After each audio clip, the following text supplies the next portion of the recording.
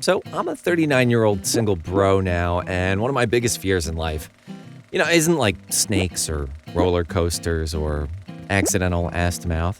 Hey, honey, you want to know a secret? Yeah, sure. What's up? Guess who ate their own duty? Me.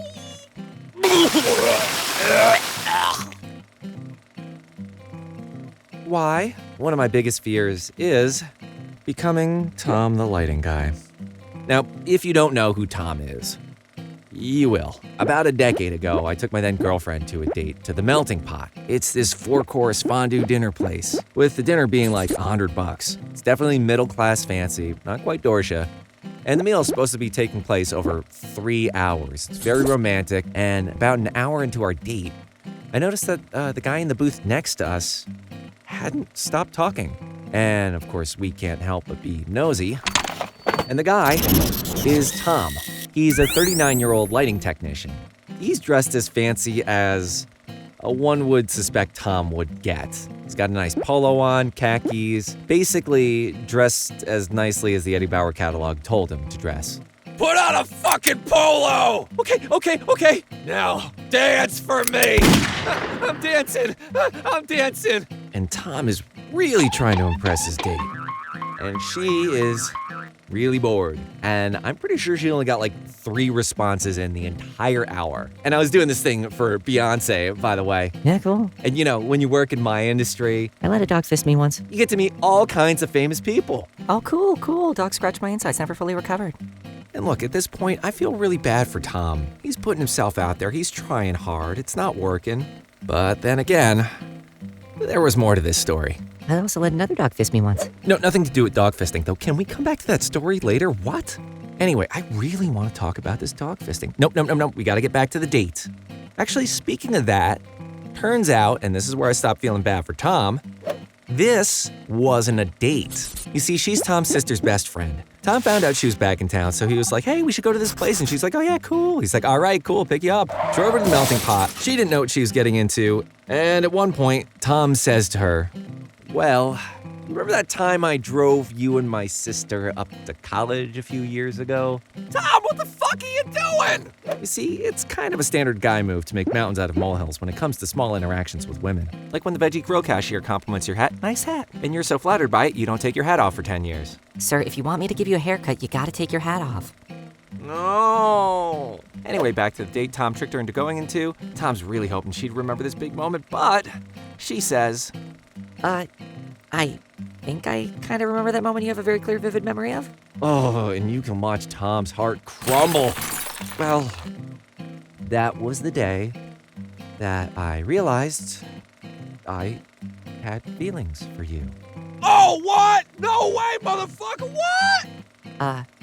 Tom, I don't feel the same way. You're my friend's brother. Oh, Tom, this has got to suck balls! And immediately, Tom starts backtracking. He's trying to downplay what he just said. And the waiter comes over to us at this moment and is like, hi, can I get you? Oh, dude, you gotta watch this. This is the most nuts thing ever. Thank you so much for inviting me to have this experience with you. Can I get you any more bread?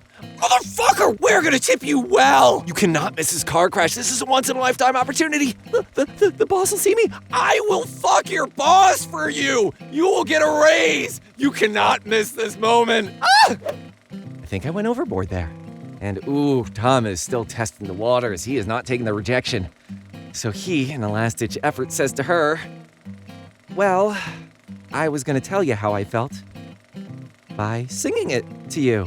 No, don't do that, don't do that. Are you sure? I got my guitar. No. Well, can I play it for you on my phone? No, bad Tom, no. Oh. Can I at least email you the MP3? Tom, no! What are you fucking doing, Tom? Walk away with grace! Oh, hi, I'm Andrew. I'm the guy sitting next to you, watching this disaster unfold. Sorry, back to where you were. So I'd like you all to keep in mind that this was just the first hour of the dinner. There are still 2 hours left in this 3-hour meal. And this, by the way, it was all pre-Uber, so he was her ride, so she was stuck. Her only other option was to go to the front and ask them to call a $100 cab, or she had to grin and bear it for 2 more hours. And man, were those 2 hours uncomfortable. I mean, for Tom and her. We kind of just moved on at a certain point. Anyway, during that time, she's talking a bit about herself. Takes several long trips to the bathroom. Not diarrhea trips, but Please go faster, time. trips. And Tom spends the whole time hating life.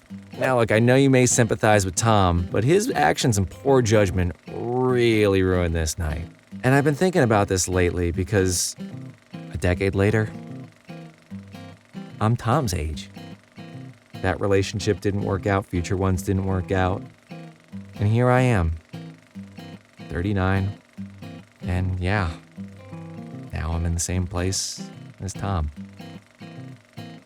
Oh, not because I'm single and worried about my existential future. I'm at a restaurant right now, and I'm about to profess my love to my sister's best friend from college, and I'm about to hit start on one amazing MP3.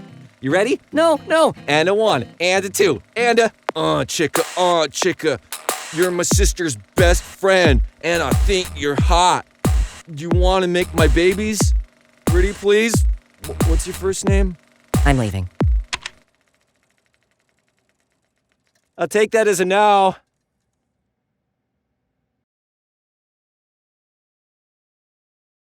Moisty moistness.